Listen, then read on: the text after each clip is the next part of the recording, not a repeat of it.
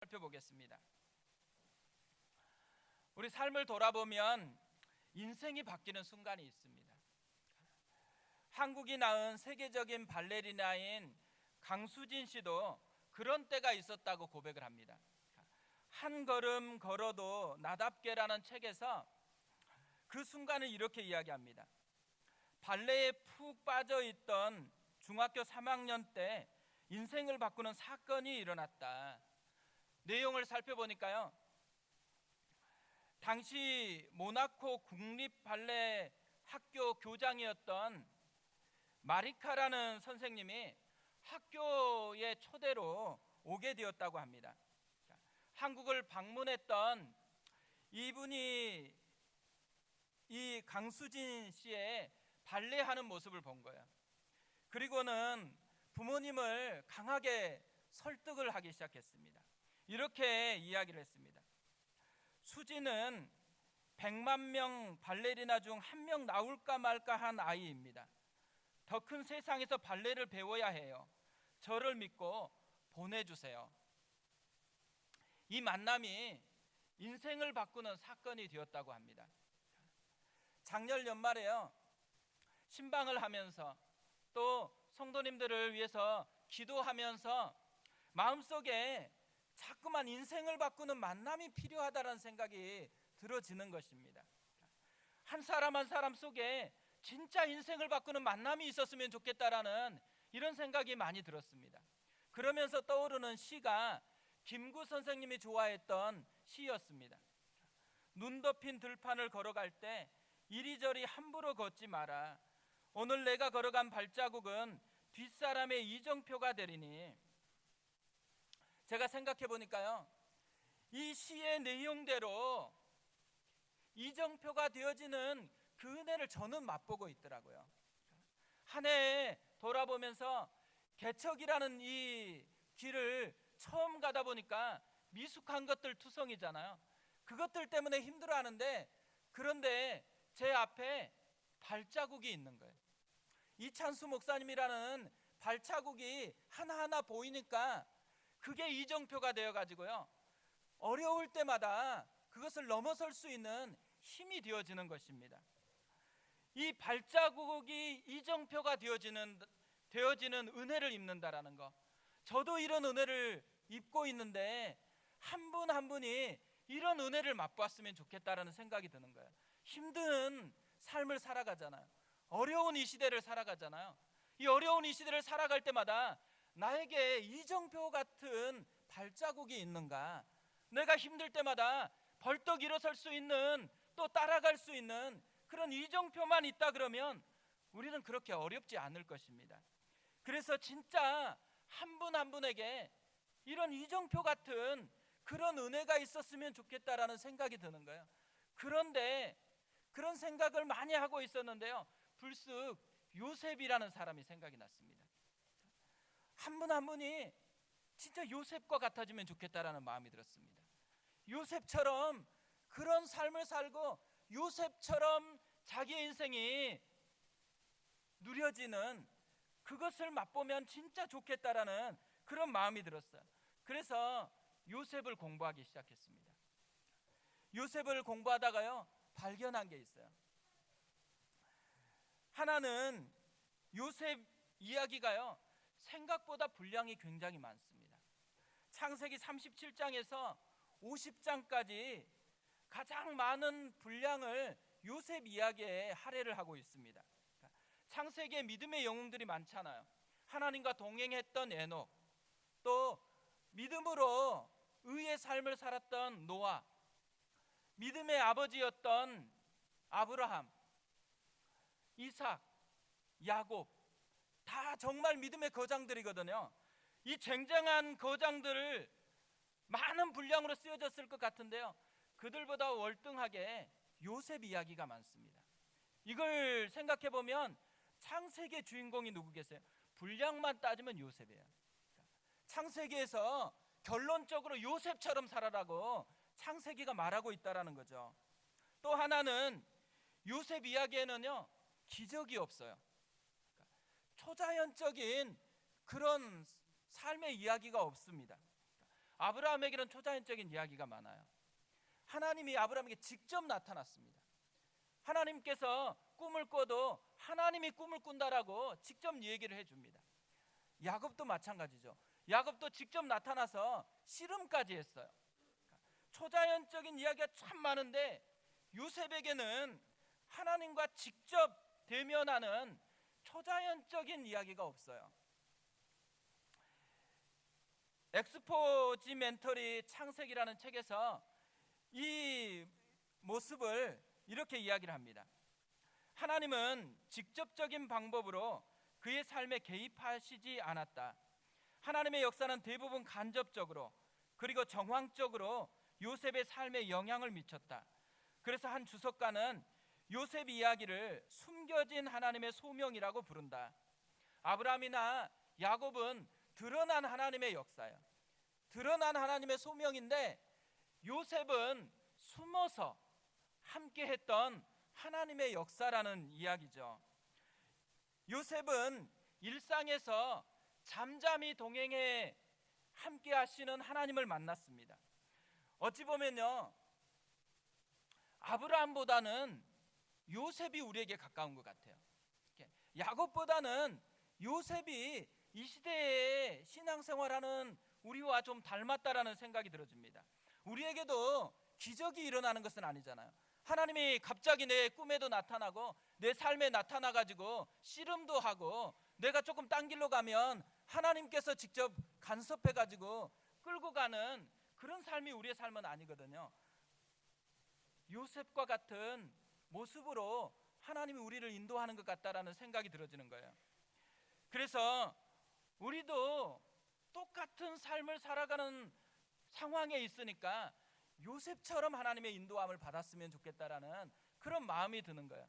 그래서 오늘부터 7주간 요셉에 대해서 좀 살펴보려고 합니다. 요셉의 발자국이 우리의 이정표가 되었으면 좋겠어요. 우리의 삶을 끌고 가는 하나의 기준점, 요셉이 그런 기준점이 되어졌으면 좋겠습니다. 그래서 요셉처럼 되었으면 좋겠어요. 요셉처럼 맛보았으면 좋겠습니다. 요셉의 아버지는요, 야곱입니다. 야곱이라는 뜻은 사기꾼이라는 뜻이에요. 사기꾼이라는 이름을 가진 아버지의 아들로 태어났습니다. 야곱에게는 2명의 정실이 있고 2명의 첩이 있었습니다. 이 4명 사이에요, 한 남편의 사랑을 차지하기 위한 전쟁이 일어났어요. 사랑 전쟁. 근데 이 사랑 전쟁이 출산 전쟁으로 일어났습니다. 요셉은요, 이 치열한 출산 전쟁 문화 속에서 하나님의 은혜로 태어난 사람이에요. 창세기 30장 22절에서 24절에 요셉의 탄생을 이렇게 얘기합니다. 하나님이 라헬을 생각하신지라 하나님이 그의 소원을 들으시고 그의 태를 여셨으므로 그가 임신하여 아들을 낳고 이르되 하나님이 내 부끄러움을 씻으셨다 하고 그 이름을 요셉이라 하니 여호와는 다시 다른 아들을 내게 더하시기를 원하노라 하였더라. 하나님이 은혜로 아들을 주었어요. 근데 엄마는 이 한 아들로는, 이 한 번의 은혜로는 만족이 안 되는 거예요.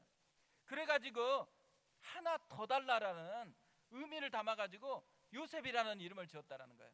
요셉이라는 뜻은 더하다 이런 뜻이에요. 하나 더, one more time. 지금 요셉이 태어났잖아요. 아들이 태어났는데 아들의 이름을 우리가 요셉 이러니까 좀 품위가 있죠. 원래 뜻이 뭐예요? 하나 더. 너로 만족이 안 돼. 하나만 더. 이게 요셉의 이름의 뜻이거든요. 아이가 태어났는데 엄마가 이름 지었는데 하나 더. 너로는 안 돼. 하나만 더 있었으면 좋겠어. 이런 환경에 자라면 애가 얼마나 힘들겠어요. 그런데 요셉의 이름을 하나 더로 그렇게 지어버렸습니다. 요셉 이야기는요, 크게 보면 3부분으로 나누어져 있습니다. 하나는 출생에서 17살까지, 두 번째로는 17살에서 30살 애굽의 총리가 될 때까지, 세 번째로는 30살에서 죽을 때까지. 출생에서 17살까지는 진짜 가슴 아픈 그런 시기입니다. 이 출생에서 17살까지의 성경의 기록은 이별이에요. 이별. 엄마가 죽어요. 또 할아버지 이삭이 죽습니다. 17세에서 30살까지는요 성장기예요. 그런데 굉장히 큰 연단을 받는 시기입니다. 형들에게 배신을 당해서 노예로 팔려가요. 또 노예로 삶을 살다가 감옥으로 내려갑니다. 그런데 이 노예와 감옥 생활이 총리가 되는 준비 기간이 되는 거예요. 성장기이면서 강한 연단을 받는 그런 시기가 되었습니다. 30살부터 죽을 때까지는 축복과 사명을 이루는 시기예요. 이 시기 동안에 하나님이 왜 자기를 보내셨는지 하나님의 뜻을 깨닫게 되어져요. 그리고 그렇게 자기를 배신했던 형들을 용서해요. 그뿐만 아니죠. 요셉이 그곳에 존재하기 때문에 그 백성과 자기 가족까지도 살리는 축복을 흘려보내는 그런 사람이 되어집니다. 오늘 말씀은요, 요셉 인생이 시작되는 본격적인 이야기예요. 17살에 일어난 세 가지 사건을 기록을 하고 있어요. 근데 이 세 가지 사건을 기록하는 것으로 요셉 이야기를 본격적으로 시작을 합니다. 첫 번째가 고자질. 2절을 보세요.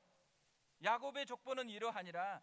요셉이 17세의 소년으로서 그의 형들과 함께 양을 칠 때에 그의 아버지의 아내들 비라와 실바의 아들들과 더불어 함께 있었더니 그가 그들의 잘못을 아버지에게 말하더라.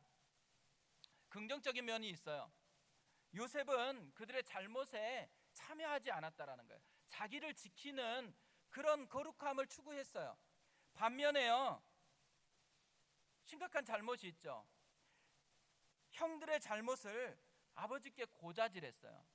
여기 한글 성경을 보면 한 번 딱 고자질한 것 같잖아요. 그러나 히브리어로 보면은 미완료형이에요. 이 말은 계속해서 틈만 나면 고자질했다라는 거예요.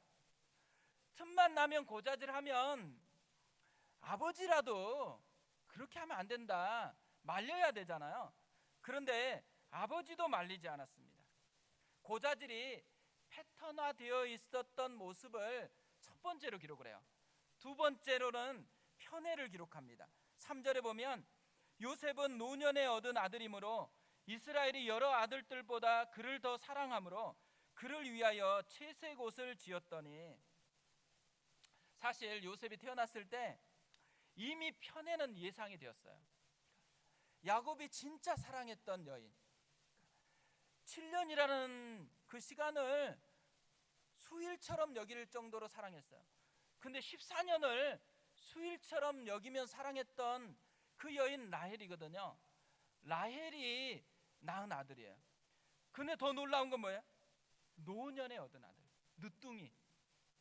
다른 사람이 늦둥이를 낳아도 예쁜데 자기가 그렇게 사랑했던 그 여인이 늦둥이로 낳아준 아들, 얼마나 사랑스럽겠어요. 근데 문제가 어디 있어요? 너무 티가 나게 사랑하는 거예요. 이 채색옷은 야곱이 요셉을 향한 특별한 마음을 다 담고 있는 모티브입니다. 다른 형제들과 완전히 비교되는 그 특별함을 드러내놓고 그냥 그렇게 사랑한다고 표현해놓고 있는 거죠. 편애는요, 진짜 무서운 흉기가 돼서 돌아와요. 나중에 이 채색 옷이 어떻게 돼요?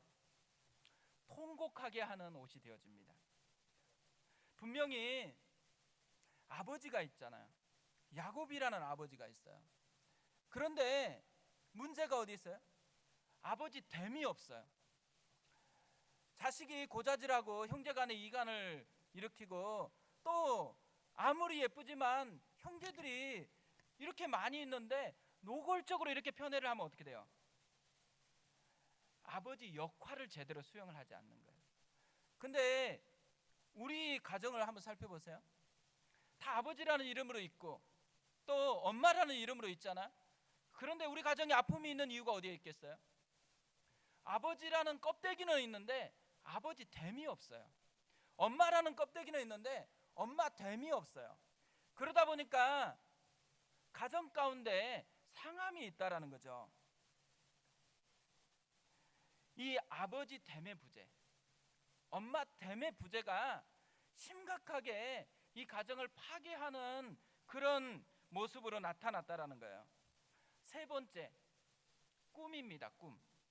9절에 보면 요셉이 다시 꿈을 꾸고 그의 형들에게 말하여 이르되 내가 또 꿈을 꾼즉 해와 달과 11별이 내게 절하더이다 하니라. 요셉이 다시 꿈을 꾸고, 다시 꿈을 꿨다라는 것은 앞에 꿈을 꿨다라는 거잖아. 두 번 꿈을 꾸었습니다. 이것을 요셉 인생 17살을 기록하면서 성경이 기록하고 있는 거예요. 제가 이 말씀을 보다가요, 왜 많은 것들 중에 이 세 가지를 기록을 하고 있을까? 왜 세 가지를 기록하고 있을까요? 생각해 보니까요, 이 세 가지가 요셉 인생에 가장 강한 영향력을 끼친 거예요. 요셉 인생을 바꾸고 이끌어가는 힘이 이 세 가지 기록에 담겨 있다라는 것이죠. 이 세 가지를 살펴보면요, 요셉의 인생을 바꾸는 힘이 드러나고 있다라는 것입니다. 우리 인생에도요, 이게 동일하게 작동될 거라고 생각해요. 그래서 오늘은 말씀을 통해서 인생을 바꿀 수 있는 힘을 좀 살펴보려고 그래요. 두 가지를 살펴보는데요, 첫 번째, 인생을 바꿀 수 있는 힘은 환경이라는 거예요. 환경. 책 읽어드립니다, 이런 방송이 있습니다. 이 방송에서 설민석 씨가 총, 균, 쇠라는 책을 소개하면서 이 책이 쓰여진 배경을 설명을 하더라고요. 1972년에 제러드 다이아몬드가 호주 북부 뉴기니에 있는 섬에서 한 흑인 정치가와 이야기를 나눠요. 그런데 이야기를 나누는데 이 흑인 정치가가 질문을 하나 한 거예요. 근데 이 질문에 대한 답을 달기 위해서 그 책을 썼다라고 이야기합니다. 질문이 뭐냐면, 왜 백인들은 산업 발전에 앞장서는데 우리 흑인들은 그걸 따라가지 못합니까? 당시만 해도요, 흑인들보다 백인이 우수하기 때문에 DNA 때문에 그런다라고 그렇게 여겼다라는 거예요. 그런데 이 제러드 다이아몬드는 전혀 다른 답을 제시를 하고 있습니다. 이 책의 결론은요, 의외로 굉장히 쉬워요. 책 결론이 이겁니다. 좋은 환경에 태어나면 발전하고 어려운 환경에 태어나면 어려워진다. 이 이야기를 800페이지로 설명을 하고 있는 거예요. 그러면서 이 800페이지를 5자로 압축을 해요. 5자가 뭐냐면 환경 결정론. 그러니까 환경이 삶을 결정한다라는 거. 이것으로 이 책을 썼다라는 거예요. 뭘 얘기를 하는 거예요? 환경이 그만큼 강한 영향력을 끼친다라는 거죠. 우리도 그렇잖아요. 환경의 영향을 받고 살아가는 때가 많이 있잖아요. 오늘 말씀에 이 17살 요셉 이야기예요. 그런데 이 이야기 시작하는데 세 가지 기록했는데 앞에 두 가지는 뭐예요? 환경에 대한 거예요. 환경. 요셉이 처한 환경, 그걸 보면 요셉도 환경의 영향을 받고 있다라는 얘기죠. 그리고 요셉의 가정에 대한 이야기잖아요. 요셉의 가정이 이 환경의 영향을 받고 있다라는 것을 이야기해 주는 것이죠. 그런데 불행한 건 뭐예요? 환경이 좋지 않아요. 엄마가 일찍 죽었죠? 없습니다. 형들은 많아요. 근데 다 배달은 형제들입니다. 다행히 아빠가 자기를 사랑해요. 근데 문제가 있어요. 지혜롭지 못하게 너무 편애하고 있는 것이에요. 그러다 보니까 어떻게 되었어요? 이런 편애 때문에 가정 환경이 자기에게 유리해야 되는데 가정 환경이 유리하지 않아요. 점점 더 나빠지고 있습니다. 이 가정 환경이 점점 나빠지는 것을 오늘 본문이 감정에 대한 용어를 기록하면서 우리에게 보여줘요. 오늘 본문에 보면요, 독특한 게 감정 표현의 언어가 많아요. 4절을 보세요. 그의 형들이 아버지가 형들보다 그를 더 사랑함을 보고 그를 미워하여 그에게 편안하게 말할 수 없었더라. 사이가 안 좋은 상태가 아니잖아요. 미워하기까지예요. 죽이고 싶다라는 거죠. 그뿐 아니에요. 그에게 편안하게 말할 수 없대요. 무슨 말이에요? 왕따예요, 왕따. 와도 말하고 싶지 않는 그런 관계가 되어버렸다라는 거죠. 이런 분위기가 시간이 지나면 개선되면 얼마나 좋겠어요. 근데 그렇지 않습니다. 5절을 보세요. 요셉이 꿈을 꾸고 자기 형들에게 말하며 그들이 그를 더욱 미워하였더라. 더욱 미워했대요. 감정의 표현이 점점 더 강해지고 있는 그런 모습을 우리에게 이야기해줘요. 꿈을 꿨다고 얘기하니까 훨씬 더 미움이 증폭을 했습니다. 요셉의 현장, 요셉의 상황이 어떻다라는 거예요? 좋지가 않다라는 거죠. 리더로 자라나기에 좋은 환경은 아니라는 거예요. 오히려 상처받기 딱 좋은 환경이라는 거죠. 근데 지금 요셉이 17살 나이거든요. 중학교 3학년. 사춘기가 시작됐다가 끝마치거나 아직 여전히 사춘기 현상에 빠져 있을 그 나이거든요. 근데 이런 환경에 있다고 생각해 보세요. 우리가 요셉이라면, 우리가 중3인데 이런 환경에 처해 있으면 어떻게 됐을까요? 아마 반항하고 가출하고 막 그런 표현들을 다 했을 것 같아요.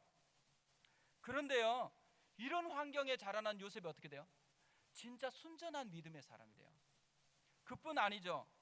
애굽의 총리가 되어져서 이 미래를 대비하는 탁월한 리더십을 발휘해요.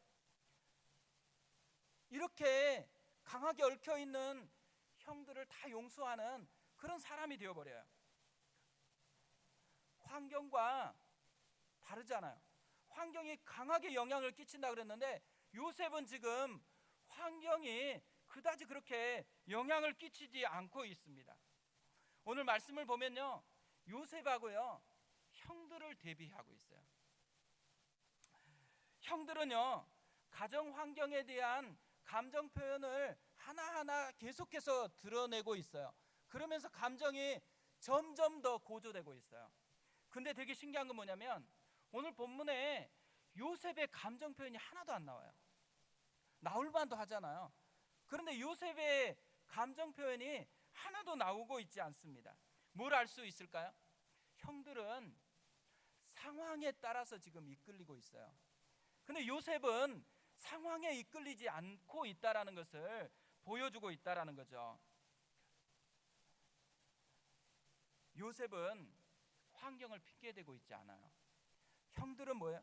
환경 때문에 그렇다는 거예요. 요셉이 고자질하기 때문에, 아빠가 편애를 하고 있기 때문에, 나한테 잘 안 해주는 것 때문에 이렇게 하는 거 아니냐고 점점 노골적으로 미워하는 것을 표현하고 있다라는 거죠.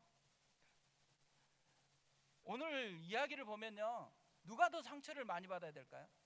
요셉이 더 상처를 많이 받아야 되는데 상처는 형들이 지금 다 받고 있습니다. 요셉은 상처가 없어요. 이걸 보면 알 수 있는 게 뭘까요?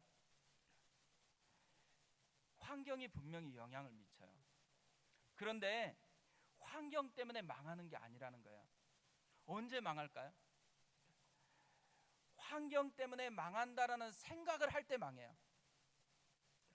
환경이 내 생각을 지배하기 시작할 때, 환경이 내 삶을 이끌어가기 시작할 때, 그때 비로소 망하게 되어진다라는 거죠. 이걸 진짜 잘 보여주는 사람이 에서예요. 에서가 배가 고파가지고 왔는데 야곱이 팥죽을 쓰고 있어요. 그때 에서가 뭐라고 얘기해요? 에서가 이렇게 얘기합니다. 내가 죽게 되었으니 이 장자의 명분이 내게 무엇이 유익하리요? 죽게 되었대요. 근데 진짜 죽게 되었나요? 배고플 뿐이에요. 조금 배고플 뿐이에요. 배고프다 이렇게 얘기해야 되는데 배고프다 얘기하지 않고 생각을 얘기해요. 죽게 되었으니. 그러니까 배고픈 게 생각을 만들어내 버린 거예요. 그러니까 배고픔이라는 이 환경이 생각이 되는 그 순간에 이 사람에게 생각에 끌려서 망하게 되는 선택을 할 수밖에 없었다라는 거죠. 환경이 자극하는 것이요, 내 생각이 돼버리고 환경이 자극하는 것이 내 인생이 되면 안 된다라는 말이에요. 그리스도인은 환경의 자극에 의해서 살아가는 사람이 아닙니다. 환경 말고 다른 자극이 있다라는, 다른 자극이 뭐겠어요? 오늘 본문이 요셉을 통해서 말해주는 건 뭐냐면 꿈, 하나님의 꿈을 따라서 살아가는 사람이 그리스도인이라는 것이죠. 그래서 인생을 바꿀 수 있는 두 번째 힘이 꿈입니다. 꿈. 솔로몬은 잠언 29장 18절에서 이렇게 말합니다. 묵시가 없으면 백성이 방자에 행하거니와 율법을 지키는 자는 복이 있느니라. 이 묵시라는 말은요, 비전이라는 말이에요. 방자에 행한다, 이 말은 망할 짓만 한다라는 얘기예요. 무슨 말이에요? 비전이 없으면 망할 짓만 따라한대요. 근데 뭐를 가지고 있으면 달라진다라는 거예요? 율법을 지키는 자는 복이 있대요. 무슨 말이에요? 율법이 비전이라는 거예요. 하나님의 말씀이 꿈이 되는 사람, 말씀이 자기 마음을 이끌어가는 사람은 비전을 따라 살아가기 때문에 살아날 것이라는 거죠. 2002년 월드컵이 있을 때요, 전 국민이 가슴 뛰면서 함께 붙들었던 한 문장이 있습니다. 뭘까요? 꿈은 이루어진다. 한국 사람은 꿈을 좋아한다라는 거예요. 꿈을 꾸기를 좋아한다라는 거죠. 요셉이요, 17살에 꿈을 꿨습니다. 근데 놀라운 건 뭐냐면 이때부터 요셉의 삶은 환경이 끌고 가는 게 아니고 꿈이 이끄는 사람으로 바뀌어버린다라는 거예요. 그래서 요셉의 인생을 기록하는데 환경을 기록하지 않고 이제부터는 꿈이 인생을 끌고 간다라는 것으로 바꾸어서 기록을 합니다. 이때부터 요셉 인생을 설명하는 단어는 꿈이에요. 꿈. 그래서 형들이 요셉이 오는 것을 보고 별명을 하나 붙여줘요. 19절에 서로 이르되 꿈꾸는 자가 오는도다. 꿈꾸는 자가 온대요. 우리가 집에서 살면요, 편애하는 것이 더 가슴에 깊이 새겨지겠어요? 꿈꾸는 게 새겨지겠어요? 아빠가 편애하는 게 훨씬 더 불편할 텐데 우리 아빠가 편애하는 애가 온다 이렇게 얘기하지 않아요. 꿈꾸는 자가 오는도다. 뭘 의미할까요? 꿈이 이끌어가는 인생이다라는 것을 보여주고 있는 거죠. 또 형들이요, 요셉에 대해서 기록을 하면서 요셉의 인생이 꿈에 의해서 이끌려져 간다라는 것을 직접 구두로 이야기를 합니다. 20절에 이렇게 얘기해요. 자, 그를 죽여 한 구덩이에 던지고 우리가 말하기를 악한 짐승이 그를 잡아먹었다 하자. 그의 꿈이 어떻게 되는지를 우리가 볼 것이니라 하는지라. 꿈을 짓밟으려고 하면서 무슨 말을 해요? 그의 꿈이 어떻게 되는지를 우리가 볼 것이니라. 뭘 의미하는 거예요? 이 형들의 얘기를 통해서 하나님께서 뚜렷하게 메시지를 전하는 거예요. 요셉의 인생은 하나님의 꿈이 이끌어가는 인생이 되었다라는 것을 얘기해 주는 거죠. 환경이 아니고 꿈이 이끌고 간다라는 거예요. 올 한 해 우리에게 동일하게 이런 은혜가 있었으면 좋겠어요. 환경이 아니고 꿈이 내 삶을 이끌어가는, 그래서 우리가 꿈꾸는 자가 되어지는 거예요. 그래서 다음 주부터 올 때 아내팀은 한 분 한 분 오면 꿈꾸는 자가 오십니다. 한 명 한 명 꿈꾸는 분이 오고 있는 것이죠. 사실 이 요셉의 모습을 보면요, 그가 꿈을 꾸기 시작하는 순간부터 달라지기 시작해요. 이 요셉이 꿈을 꾸는 순간에 달라지는 게 뭐가 있을까요? 감격이 있는 거예요. 꿈 때문에. 근데 이 감격이 있다는 거 어떻게 알 수 있어요? 감격이라는 말이 안 나와요. 그런데 뭘 보면 알 수 있냐면 자꾸 이야기를 하는 거예요. 17살이고 요셉이 멍청이가 아니거든요. 굉장히 지혜로운 사람이에요. 그런데 뭐래요? 형들이 싫어하는 말만 계속 하는 거예요. 꿈 꿨다고 또 얘기하고, 또 아빠까지도 있는데 꿈 꿨다고 얘기해요. 그래서 꾸지람을 받죠. 그런데 조금만 지혜로우면 싫으면 얘기 안 할 거잖아요. 분위기를 파악을 해야 되는데, 근데 이 분위기 파악보다도 감격이 너무 커버린 거예요. 자기가 가진 꿈에 대한 감격이 크니까 그냥 걷잡을 수 없어서 또 얘기하는 거예요. 또 꿈을 꾸고 나서 또 얘기하는 거예요. 꾸지람을 들어도, 미워해도 그것보다도 자기가 가진 꿈이 일으키는 감격이 더 크다라는 거죠. 또 하나는요, 이 꿈이 있다고 해서 곧바로 고속도로처럼 꿈이 완성되는 건 아니라는 얘기예요. 꿈이 방해를 받아요. 꿈은 방해를 극복하고 맺어지는 열매라는 것을 요셉의 삶이 우리에게 얘기를 해줍니다. 꿈을 방해하는 사람 누구예요? 형제들. 꿈은요, 멀리 있는 사람이 방해하지 않는다라는 거예요. 가까이 있는 사람. 가까이 있는 사람이 이해를 못하고요, 자꾸 방해를 해요. 우리가 실제로 가정에서도 이럴 수 있거든요. 아이가 꿈을 꾸고 있다 그러면은 우리 마음속에 뭐가 돼요? 그 꿈이 부담스러우면 방해하려고 하죠. 가까이 있는 사람이 방해할 가능성이 굉장히 많습니다. 근데 심지어 요셉은 죽이려고 해요. 완전히 이 하나님의 꿈을 말살시켜 버리려고 하는 사단의 장난질이 시작된 거죠. 하나님의 꿈을 꾸는 순간, 하나님이 원하는 그 꿈을 꾸는 순간에는 반드시 기억할 게 뭐겠어요?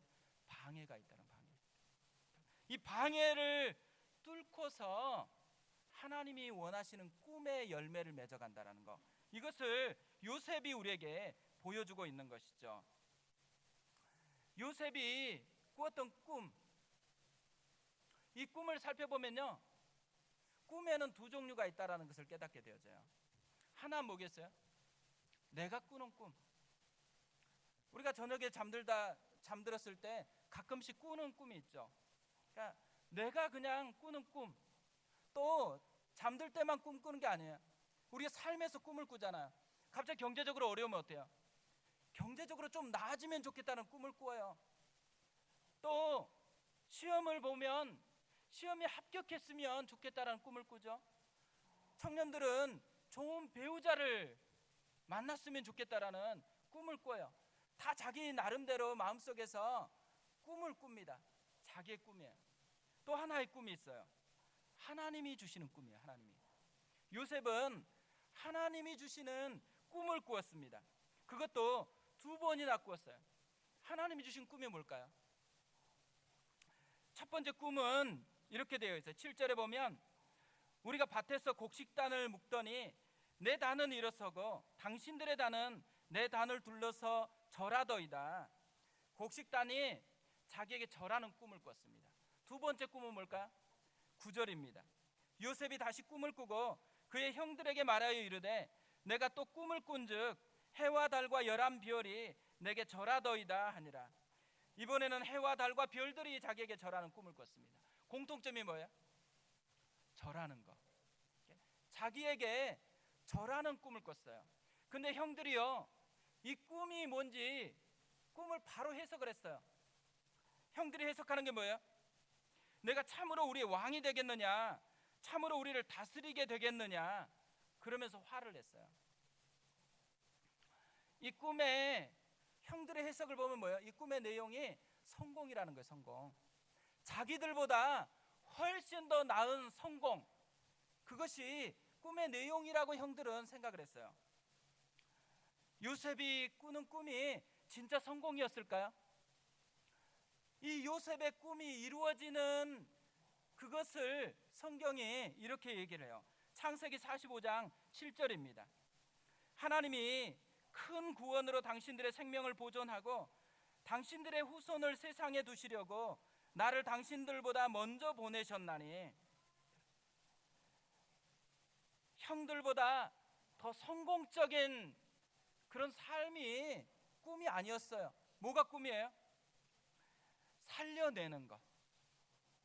먼저 가서 살려내려고 준비시키는 것. 이것이 하나님이 요셉에게 주었던 꿈이었다라는 거죠. 세상의 꿈은요, 성공이에요. 성공. 세상의 꿈은 남보다 나아지는 거예요. 그래서 남이 나한테 절하는 것, 이것이 세상의 꿈이에요. 하나님의 꿈은 뭐예요? 하나님의 꿈은 살리는 거예요. 죽어있는 영혼을, 병들어 있는 영혼을, 상해 있는 영혼을, 아무도 돌보지 않는 영혼을 살려내는 것, 이것이 하나님의 꿈이라는 거죠. 제가 청년 시절에 신앙생활했던 교회에서는요, 꿈을 뭘로 정했냐면 꿈을 사람을 먹이는 것으로 정했어요. 그래서 얘기를 할 때 나는 10명을 먹이겠다, 나는 10,000명을 먹이는 사람이 되겠다, 나는 1,000명을 먹이는 사람이 되겠다, 이렇게 이야기를 나눴거든요. 근데 예전에 글을 보니까요, 인구 분포를 설명하면서요, 이제 초고령 사회가 된대요. 그러면서 우리 희수 나이, 이제 고등학생이 되잖아요. 우리 희수 나이에 있는 아이들은 8명을 부양을 해야지만 지금 같은 그런 행복을 누리게 되어 있대요. 그래서 제가 우리 희수한테, 희수야, 네가 8명을 먹여 살려야지만 지금 같은 누릴 수 있는 것을 누린다. 그래서 생각해 보니까 희수 친구들이 다 그렇게 누릴 수 있을까 이 생각이 들더라고요. 그래서 희수한테, 희수야, 너네 반에 8명 먹여 살릴 수 있는 애가 몇 명인 것 같니? 가만히 생각해 보더니만 답이 없어요. 한 명도 없대요. 그러면 8 곱하기 반 애들 숫자를 해야 된다. 그만큼 먹여 살리지 않으면 지금 같은 수준의 행복을 못 누린다고 인구 분포가 우리에게 말해주고 있다. 몇 명을 살려야 될까요? 사실 꿈은요, 몇 명을 살릴 수 있는가, 이게 하나님의 꿈이에요. 예수님은 꿈을 주는 분이셨습니다. 제자들을 부를 때 꿈을 주었어요. 사람을 낚는 어부가 되라. 또 마지막으로 유언을 남기면서 제자를 삼아라. 땅끝까지 이르러서 내 증인이 되라. 합치면 무슨 말이에요? 사람을 살려내라. 사람을 살려내는 게 제자고, 사람을 살려내는 게 교회고, 사람을 살려내는 것이 하나님의 꿈이다. 이것을 얘기하고 있는 거예요. 우리 교회는요, 꿈이 들어가 있습니다. 꿈. 하늘꿈 교회. 왜 하늘꿈 교회로 지었어요? 하늘꿈 교회는 하나님의 꿈을 꾸는 사람들의 공동체의 줄임말이기도 해요. 우리 교회에 하나님이 불러주셨다, 이 말은 뭐예요? 꿈꾸는 사람으로 불러준 거예요. 그러니까 한 분 한 분이 그냥 온 게 아니에요. 하나님의 꿈을 꾸라고, 하나님의 꿈을 심어주기 위해서 하나님께서 우리를 불러주신 거죠. 그런데 교회를 시작할 때 하나님이 주셨던 꿈들이 참 많아요. 첫 번째 꿈, 하나님의 영광을 경험하는 것. 이사야처럼 하나님의 영광을 가슴 벅차게 경험하는 것. 예배가 하나님의 영광을 경험하는 예배가 되는 것. 삶이 하나님의 영광을 경험하는 그 삶이 되어지는 것. 그러니까 그럭저럭 보내면 안 됩니다. 영광을 경험하지도 않은데 만족하면 안 돼요. 영광을 경험하지 못한 채로 예배를 드리고 있으면 갈망을 해야 돼요. 갈망. 하나님께서 그런 교회로 삼으려고 보내주셨는데 그걸 꿈꾸지 않고 하루를 보낸다라는 것은 하나님의 꿈을 버리고 살아가는 거잖아요. 우리 자신의 기준을 높여야 돼요. 하나님의 꿈이 내 현실이 되도록 갈망을 해야 되는 거죠. 하나님께서 저에게 주셨던 말씀, 이 성에 내 백성이 많다. 하나님이 왜 이곳으로 보내셨을까요? 이 성에 내 백성이 많기 때문에. 이 성에 내 백성이 많다라는 말은 무슨 말이에요?